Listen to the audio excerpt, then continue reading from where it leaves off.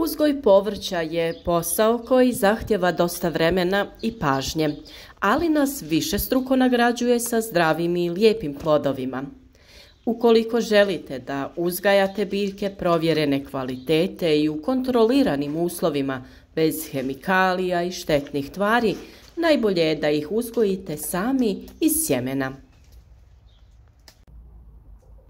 Sjeme je također najbolje kupiti od provjerenih uzgajivača ili još bolje ako ste uspjeli sačuvati sjeme nekih starih sorti. Uzgoj biljaka iz sjemena nije težak posao, ali iziskuje određeno znanje kako bi bilo uspješno. Ukoliko vas zanima uzgoj voća i povrća, na pravom ste mjestu. A ako vam se sviđa naš način na koji mi radimo, zapratite naš kanal i kliknite na zvonce pored znaka subscribe kako bi dobivali obavijesti o svakom novom videu. Trudimo se da sve potrebne informacije dobivate na vrijeme, a u današnjem videu govoriti ćemo o tome šta vam je sve potrebno da bi uzgojili presadnice biljaka za vaš vrt. Na našem kanalu imate puno savjeta o uzgoju različitih biljaka od sjemena do ploda i uvijek je dobro na vrijeme prikupiti sve potrebne informacije o tome šta vam je sve neophodno kako bi započeli avanturu uzgoja biljaka. Pa krenimo redom. Prvo što vam je potrebno jeste kvalitetan supstrat, namijenjen za sijanje sjemena. Taj supstrat ili zemlja sadrži određene tvari i hranjiva koji su potrebni biljci za početni razvoj. U svim trgovinama koje prodaju potrepštine za vrt ili u vrtnim centrima možete pronaći ovakvu zemlju. Na pakovanju piše ukoliko je to zemlja za sijanje, za presađivanje, za povrće ili cvijeće. Također je potrebno da na tom istom mjestu nabavite neke drvene gajbe ili plastične kontejnere, te imate i one kontejnere od stiropora sa ili bez otvora. Naravno, možete improvizirati i mogu vam poslužiti različite posude kao ove za voće, ovisno o količini sjemena koje želite posijati.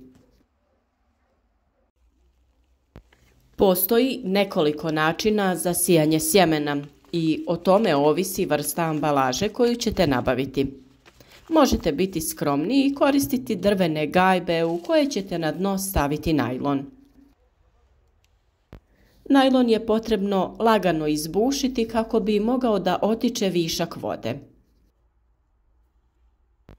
Ukratko, postupak je taj da u pripremljene posude stavite tanki sloj zemlje i rasporedite sjeme. Također ga prekrijete jednakim slojem zemlje ovisno od vrste sjemena, te obilno zalijete.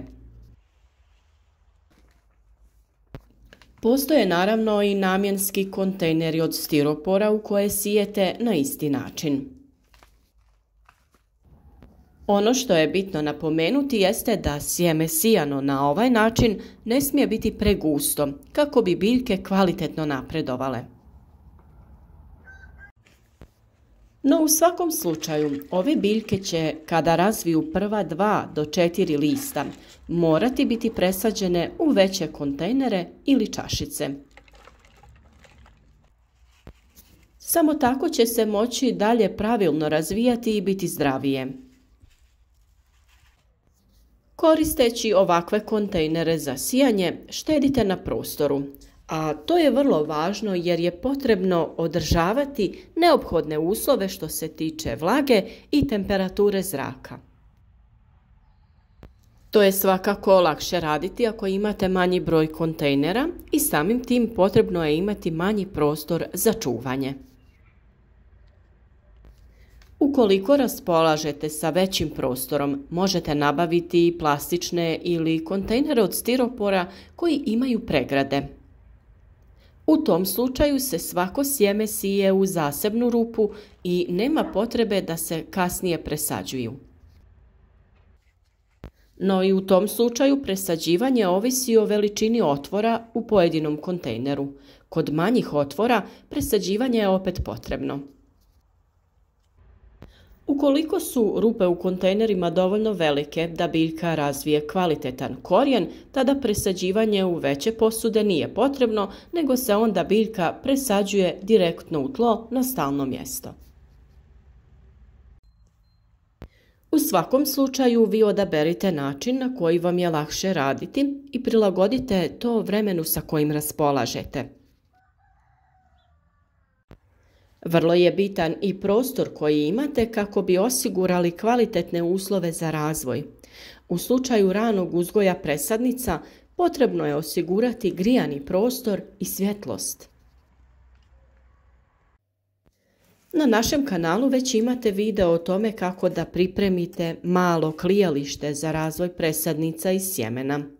U njemu jednostavno možete osigurati one neophodne uslove što se tiče idealne temperature i svjetlosti. Ne mora to biti neko veliko klijalište. Biljke brzo niknu te ih možete premjestiti i staviti sljedeću rundu. Tako ćete rasporediti obim posla kako vam sve biljke ne bi bile u istoj fazi. Ovako ćete dio po dio presađivati, a kada završite sa jednom rundom, druga će biti spremna. Na taj način neće vam doći do zastoja u radu. Ono što vam je još potrebno su adekvatne posude za zalijevanje, to jest prskalice za vlaženje zemlje u ranoj fazi. Mi smo vam prikazali i kako možete sami napraviti toplu leju u jednom od prijašnjih videa, gdje ćete prirodno potaknuti zagrijavanje zemlje i prostora. Sve te uslove možete osigurati biljkama tako što ćete sami pripremiti rasvjetu i grijani prostor, kao što to i mi radimo. Ukoliko imate manjak prostora i radite to u kući, imate mnoštvo proizvoda koje možete nabaviti koji su za uzgoj manjeg broja biljaka. Većinom su to klijališta koja imaju specijalna svjetla i u kojima se može dobiti željene uslove vlage i temperature. Vjerujem da osim na internetu njih možete pronaći i u većim i bolje opremljenim centrima koji imaju odjel za vrt.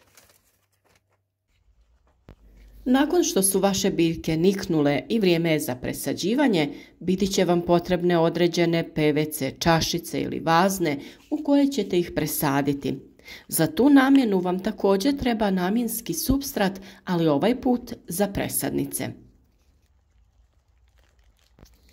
Također možete potražiti određena hranjiva koja su potrebna biljkama za početak razvoja. U toj fazi je vrlo važan fosfor jer je on zadužen za razvoj jakog korijena, dok je dušik zadužen za razvoj zelenog dijela biljke. Samim tim ta dva elementa bi trebala biti više zastupljena u fazi početnog rasta. Na primjer, omjer NPK bi trebao biti 20-30-10. O svemu tome smo već dosta govorili, ali naravno pričat ćemo i u narednom periodu. Ovo je samo sada informativno o tome šta sve trebate pripremiti ukoliko se odlučite da sami uzgojite vlastite presadnice. S obzirom da nema puno poslova u vrtu i voćnjaku, sada je pravo vrijeme da odete u nabavku ovakvog repromaterijala. A u slučaju da želite da se bavite uzgojem presadnica i prodajete ih, to je također lako ostvarivo uz adekvatan prostor. Naravno, tada je potrebno imati grijani prostor u kojem možete održavati potrebnu temperaturu za klijanje sjemena i daljnji razvoj biljaka, te dovoljno svjetlosti. No svakako možete troškove smanjiti na minimum improvizacijom i izradom vlastitog klijališta prateći savjete koje vam mi dajemo. Još jednom napominjem da zapratite naš kanal i kliknete na zvonce, jer jedino tako ćete svakodnevno biti u toku sa radovima koje je potrebno obavljati u vašem vrtu i oko vaših biljaka.